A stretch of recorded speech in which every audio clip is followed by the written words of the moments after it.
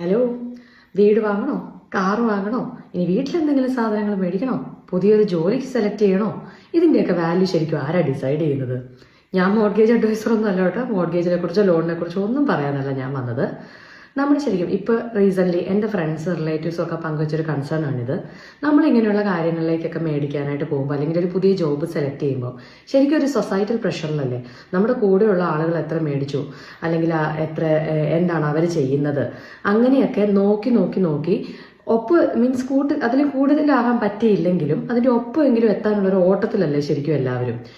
Absolutely ശരിക്കും നമ്മളൊരു വീട് അല്ലെങ്കിൽ എന്തെങ്കിലും ഒരു സാധനം മേടിക്കുമ്പോൾ ഇതിന്റെയൊക്കെ ബ്രാൻഡ് ഡിസൈഡ് ചെയ്യുന്നത് അല്ലെങ്കിൽ അതിന്റെ ഒരു വാല്യൂ സെലക്ട് ചെയ്യുന്നത് നമ്മൾ ഹസ്ബൻഡ് ആൻഡ് വൈഫിനെ ഒറ്റയ്ക്കാണെങ്കിൽ അങ്ങനെ അത് നമ്മുടെ ഒരു ഇൻകം നമുക്കൊരു മന്ത്ലി എത്ര അടയ്ക്കാൻ പറ്റും അതിനെ ബേസ് ചെയ്തുകൊണ്ട് മാത്രമായിരിക്കണം നമ്മൾ ആ ഡിസിഷൻ എടുക്കുന്നത്. കാരണം പുറമേ നിന്ന് നോക്കുന്ന ഒരു വ്യക്തിക്ക് ശരിക്കും നമുക്ക് എത്ര ചെലവുകളുണ്ട്, ചിലപ്പോൾ അവർക്ക് ആർക്കും അറിയാത്ത ചെലവുകളോ ഇഷ്യൂസോ നമുക്കുണ്ടാവാം. അപ്പോൾ നമുക്ക് എത്ര അടയ്ക്കാൻ പറ്റും, അല്ലെങ്കിൽ നമ്മുടെ പ്രശ്നങ്ങൾ, നമുക്ക് എന്തൊക്കെ കാര്യങ്ങൾ ഇൻവെസ്റ്റ് ചെയ്യാനുണ്ട്, ഇതെല്ലാം കൺസിഡർ ചെയ്തിട്ട് വേണം നമ്മളൊരു കാര്യം ഡിസൈഡ് ചെയ്യാനും. അല്ലെങ്കിൽ ഒരു പുതിയ സാധനം മേടിക്കാൻ പോയിക്കോട്ടെ, നമുക്കത് അഫോർഡ് ചെയ്യാൻ പറ്റുമോ ഇല്ലയോ.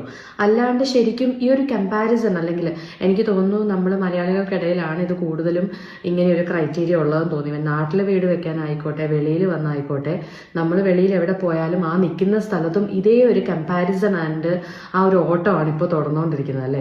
അപ്പം നമ്മൾ ശരിക്കും നമ്മുടെ കൂട്ടത്തിലുള്ള ആളുകൾ എന്ത് ചെയ്യുന്നു അല്ലെങ്കിൽ അവർക്ക് എത്ര പറ്റും, ചിലപ്പോൾ ആ ആളുകളൊക്കെ ചിലപ്പോൾ വർഷങ്ങളോളം വേറെ എവിടെയെങ്കിലും ജോലി ചെയ്ത് അവർ സമ്പാദിച്ച പൈസ കൊണ്ടായിരിക്കും അവർ മേടിക്കുന്നത്.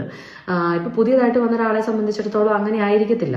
അപ്പൊ നമുക്ക് മറ്റുള്ളവരുടെ റീസൺസോ അല്ലെങ്കിൽ അവരുടെ കാര്യങ്ങളോ ഒന്നും നമുക്ക് അറിയാൻ പാടില്ല. നമുക്ക് ആകെ അറിയാവുന്ന നമുക്ക് എത്ര ഇൻകം ഉണ്ട്, അത് നമുക്ക് എത്ര എക്സ്പെൻസസ് ഉണ്ട്, നമുക്കത് എത്ര ബാലൻസ് ചെയ്യാൻ പറ്റും, അത് മാത്രം നോക്കി ഈ വക കാര്യങ്ങളിൽ ഒരു ഡിസിഷൻ എടുക്കുകയാണെങ്കിൽ വലിയ ടെൻഷനൊന്നും ഇല്ലാതെ സമാധാനമായിട്ട് പോകാൻ പറ്റുമെന്ന് എനിക്ക് തോന്നുന്നു.